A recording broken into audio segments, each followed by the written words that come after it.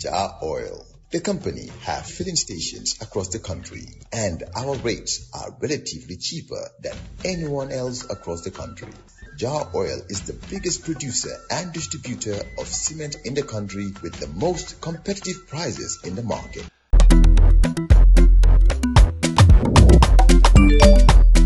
Excellent jam, Ceesay. Yo, apply. Yo, luta do dede. Luta munulo jël moto nga andil ma xaalis. Hello? Bësal mu fay. What? Bësal mu fine. Oh, yes! Wave Accent Gambia. Deposit and withdraw money, pay bills and buy mobile credit without fees. Transfer money wherever in the country for only 1% fee. At Wave. Bësal mu fine. Wave. Your money is yours. Seedy Ceesay is the administrative secretary of the NPP. Good morning, Seedy. Good morning, Uncle Peter. Or should I just say good morning, Peter, since we're going to have this fast to fast. Exactly. Yes. Yeah. What's the latest, from your end, the NPP, before we go on to talk about this poll, which doesn't show your leader in any good light? Thank you so much, Peter, and thank you for giving us the opportunity once again. And thanks to all your wonderful staffs here. And I say hello and assalamu alaikum to all our viewers now that you are streaming on Facebook and also on various social media channels, and also those listening to us this morning. And thanks for the beautiful coffee. Whoever made the coffee is very good. Must be Ceesay who made the coffee. Well, you know it's a Ceesay. That's why you were saying that. Thank you, Peter. There are far too many Ceesays in this world. Absolutely. I mean, in fact, my dad used to tell me God's son is Ceesay. So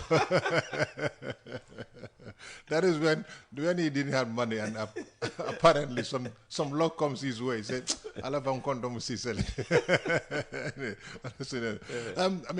For us, MPP, I mean, we actually doing a lot.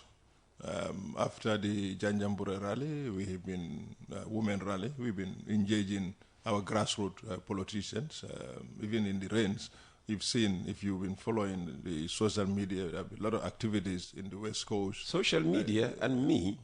When I mean social media, you may want to be... That's a place I don't go to. Okay. I mean, it's quite a lot of activities that we're doing. It's continuous engagement with our supporters.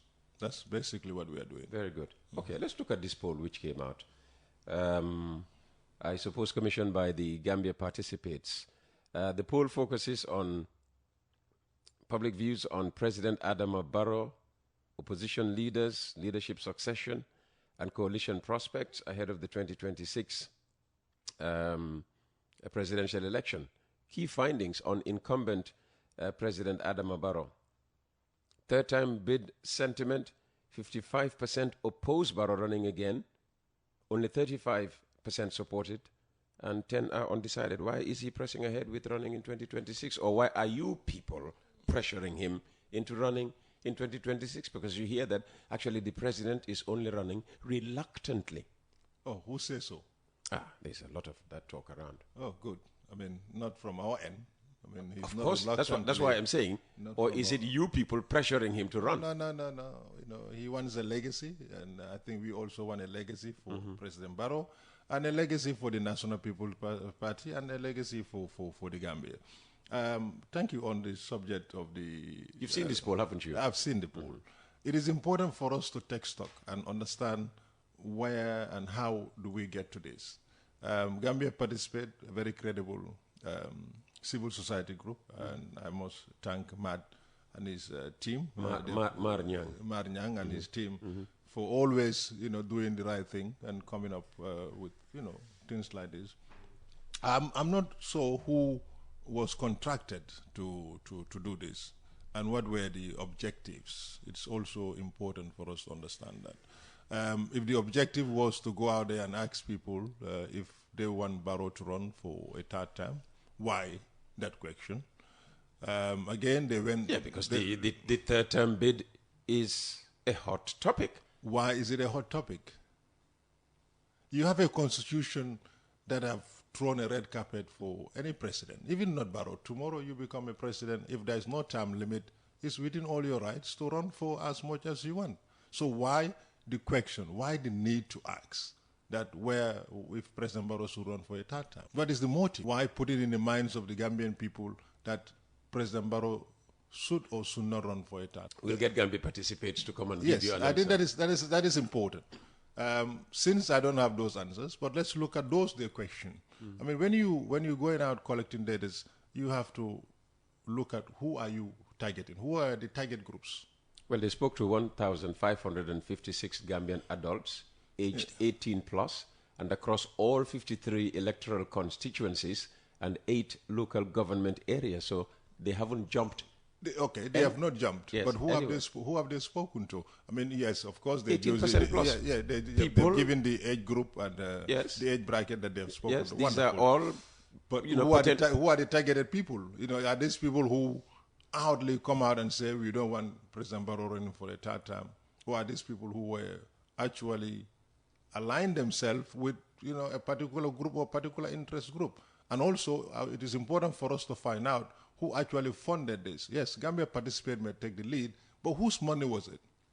Well, the funders of Gambia Participate. No, they never come out, Peter, to tell us who actually fund this. I don't think there is any international organization or body outside who wants to know if Gambians want President Barrow to run for a third term or not. Was this a local funded person? Or is it a local institution that funded this? It is all important for us to know that.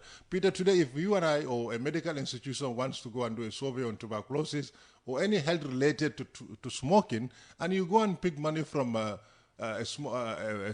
company that produces cigarette, I mean, that results or that findings will be biased. Yeah. So I have a question, and I want Gambia Participate to come and clear who funded this project. And it's very important. Well, Mari's listening. Maybe he will. It's important for us to know, and then we can make a very conclusive analytical judgment on this. But again, we are watching this space, but I don't think definitely this is actually giving us a sleepless night. Because I have serious doubt in their motive. Voting intentions. If he runs, 60% would not vote for him. Now, President Barrow says he will win by at least 75%. And that is definitely going to happen, by but the grace of God. If 60% do not vote for you... Yes. I mean, this is Gambia Participate. We still come back to the same thing. What was the motive for this? 60% would not vote for him, 19% would. Only 19%, less than 20%. 20% are undecided. So even if you convince the undecided, the most you can get is 39%. What is the motive? Strongholds include Basse. He's still strong in Basse, but only just 56%. Kanifing, 48 years, not carrying the majority there. Opposition is high in Banjul, we are told, 42%. Kerewan, 41%. Kuntawur, 41%. Undecided voters are notable in Kanifing and Brikama. We have to get back to Gambia Participate. Let them come out clearly who funded this project and what was the motive of this project. Because I'm allowing you to continue your question, but there are certain interest persons in their survey why those interest persons were brought in. In MPP, they only looked out for one person, President Barrow. Why not ask for a second person? Why not say, for example... It's only one person that can stand in a presidential election in a UDP camp, why going for 3? Why going for Yankuba Dabo? Why going for Rohim Malik Law? Why going for Talib Bensouda? Why? Okay, the fundamental question Gambia Participants need to tell us is what is the interest going a political party, bringing 3-4 candidates, assuming if any of these candidates run, this is what they're going to have. And you go for the National People's Party. Why not say, for example, if President Barrow, or for example, if Lamin Seedy, or for example, or Lamin K. Seedy, for example. This is the question. What is the motive? It's very clouded, this everything that they're doing. In my take. Okay. you're already, veering into the sphere of Ousainou Darboe. We'll get there. Analysis.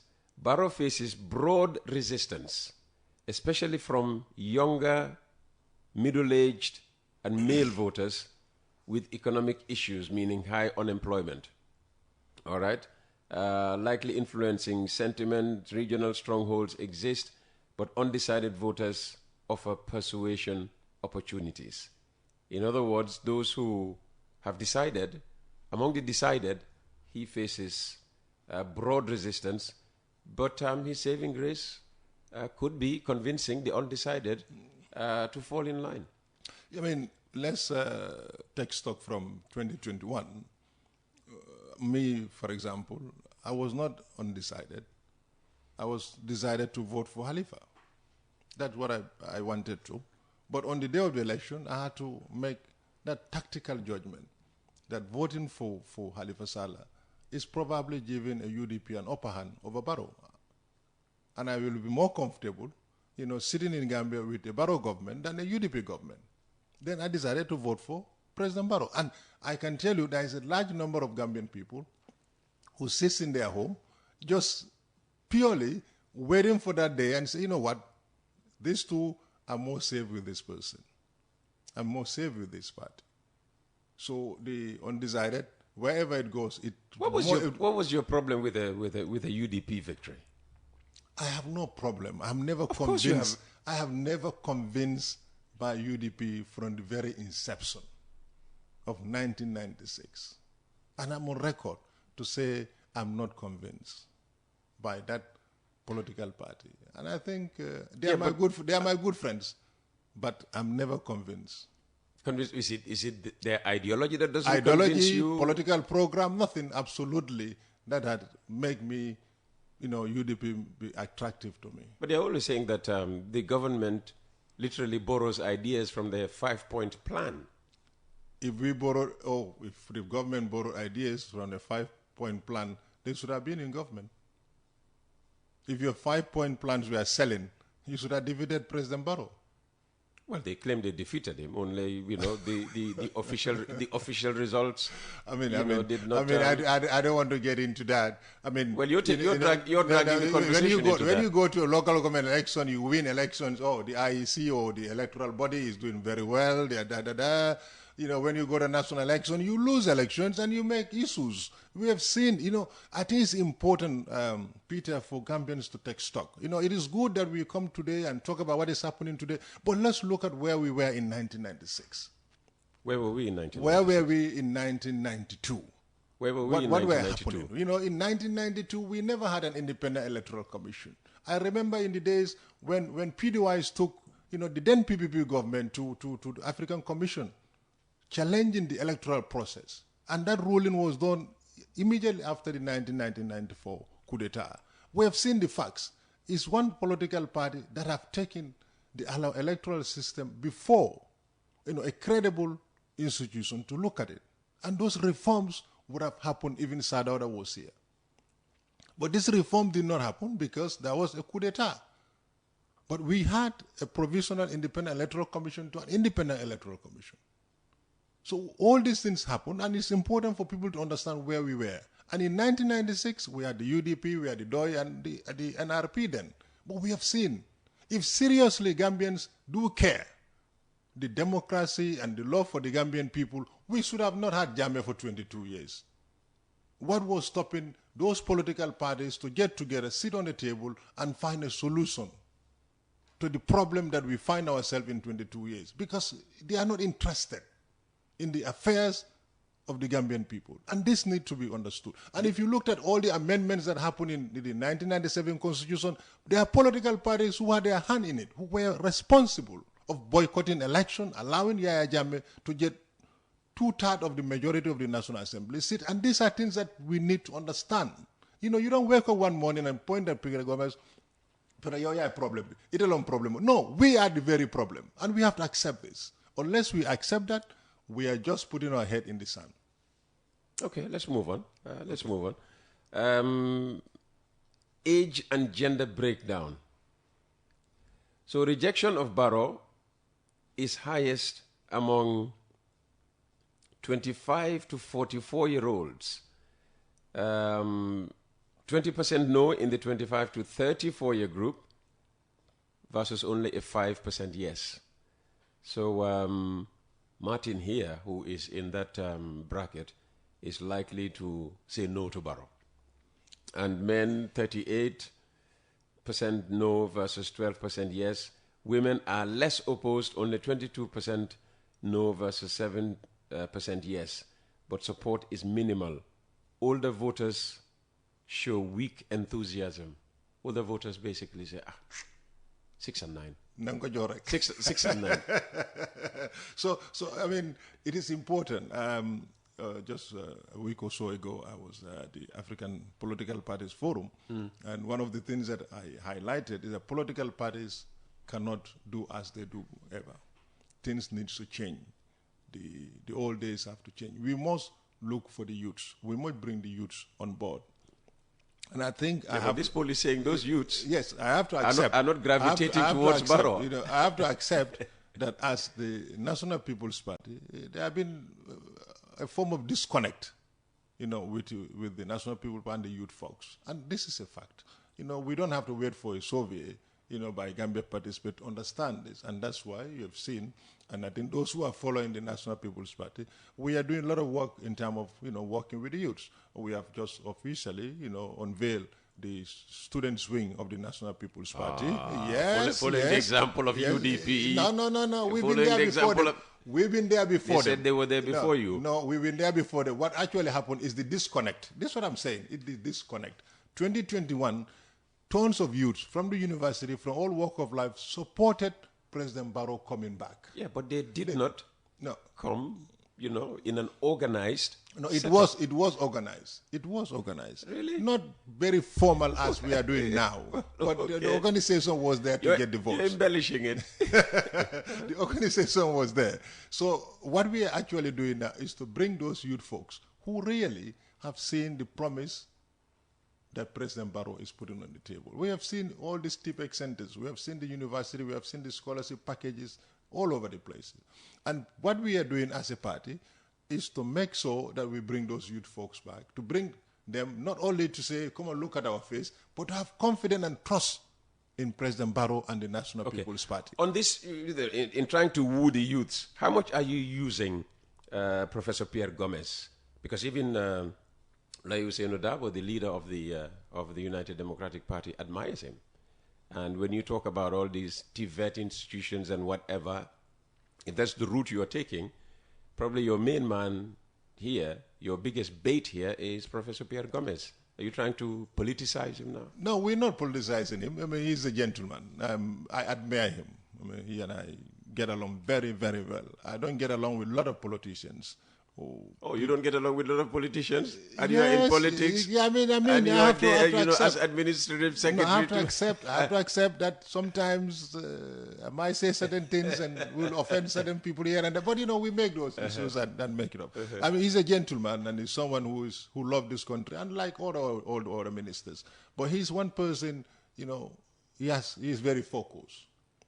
And just a couple of days ago, I saw in Fladu, he was looking at some of the institutions that they're under construction. So we are not, getting him to go and politic for us. But what he is doing is making sure the youths get their aspirations and their needs, fill up. All right. Yes. Let's move on and just finish with this survey.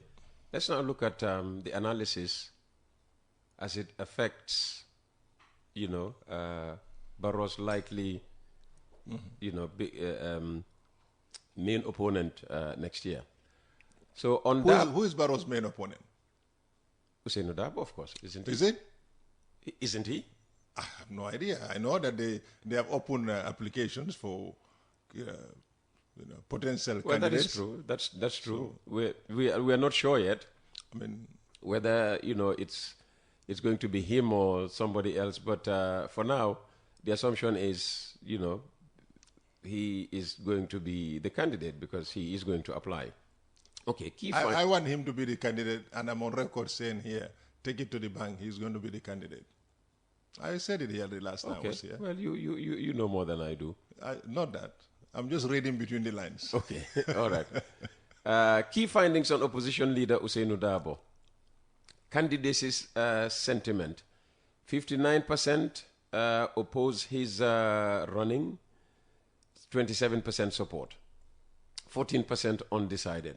Support peaks in Basse, which is interesting, and Mansa Konko, but opposition is high in Kanifing with 51%. Undecided rates are elevated in Banjul, Brikama, and Kuntaur.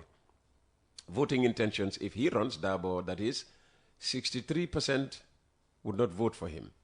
Only 18% would, and 18% are undecided. Strong support in Mansa Konko, Kerewan, Jangjang but low in Brikama, Basse, Banjul. Opposition dominates in Banjul 41%, meaning those who don't want him to run, and Brikama 39%. Age and gender breakdown. Rejection is highest among 25 to 44-year-olds, just like Barrow. Only 20% no in the 25 to 34 group versus 5% yes. And men, 38% no, 12% yes. Women are less opposed, 22% say no, 7% yes. But support is minimal. Older voters show weak enthusiasm. The same as Barrow. Analysis. Dabo retains rural, semi-urban pockets, but struggles in urban areas and among youths, men, signaling generational fatigue. High undecided rates suggest campaigns could sway opinion, but overall favorability is low. Now, what you were talking about was the succession. It's not about where, this is where the Yankuba Dabos come in, and I'm sure the Roy Law. Yes, and preferred successor to Dabo. Talib Bensouda leads with 44% support, far ahead of Yankuba Dabo, 13%, Rohi Malik Low, 5%, and others only 3% or lower. 35% are undecided. Bensouda's support is strongest in Banjul, with high uncertainty in Basse and Brikama. I mean, like I said earlier, when you go back to the motive of this, we all know in UDP camp, Amadou Sane, for example, is a potential candidate. He have always wanted to, and we know he wanted to.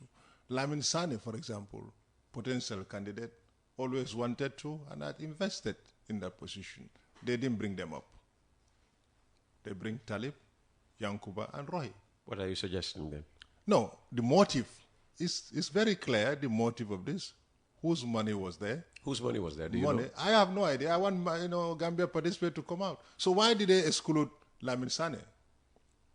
The former... Maybe he's changed his mind. No, he did not. I mean, why? How can you know? You are in NPP. Oh, recently, Lamin has not been the guy who comes on media, but in fact, he was talking about his story at the OIC. He's giving us an appetizer that I'm also here, wanting this position. Yeah. Amadou Sane, for example. The reason why Gambia participate did not bring him, I don't know. But these are all potential candidates who wants to come after Ousseynou Dabo. So for me, UDP who comes after Ousseynou is not my issue. But the motive of Gambia participate, or whoever the consultants are to do this work, I want to know that. Okay, Mar, if you're... But again, I mean, you talk about Banjul against Ousseynou Dabo. We all know Rohilo, my good sister, is out there supporting Ousseinou's candidature for 2026. Is she? Of course. That's People what are saying that NPP are trying to, pull her into their ranks. No. I mean, we are friends. That's Gambia for you. That's Gambia for Only you. friends? Yes. What if she made an application to join the NPP? Would you gladly have her? MPP is a political party for everybody. And our membership cards are out there, $150 a Peter. If you want, you can grab it. But let me tell you... You're not cheap, $150 only. I mean, you are supporting a political party. In other parts of the world, you pay a membership due of every month. Yeah, but that's what I'm saying. Take ownership of a political party. It doesn't belong to me, you, Adama Barrow. It belongs to the citizens of this country. So to pay $150 for 5 years, worthwhile. Let me tell you my relationship with Rohilo. I'm on air. when Yaya Jammeh was leaving this country, when all the noise were on, the impasse was on, me and Amadou Jane came into this country. The person who had us in her house in 2017 sent somebody to receive us at the ferry terminal was Rohi Malik Low. And we spent couple of nights in her house, not hiding, but away from the public view. So we have a relationship. So I and Rohi Low, we are best of buddies. If you had called me, I could easily have but been in my house. Probably you've been a journalist. They may just jump on your house to search, and I will happen to be there. Nobody ever searched my house, even after I fell, even after I was sacked. So you imagine somebody you have the relationship with, you trust to come and spend a night when all the impasse and all the noise were on. That's more than a relationship. That's somebody who cares for you, and we care for her. So if people see me and Rohilo having a laugh, jogging around, going to our house, they may think because he's UDP and MPP. No, our relationship, our friendship is gone beyond that. So I'm just making that Gambia is a very small country. Then I found that diw hamu diw amad affair diw. Fega ñoo gëna am affair. Ñoo gëna am, they've been, buddies. So this is just to be clear. So we are not bringing Roy to MPP or whatever. She's our friend. She's our sister.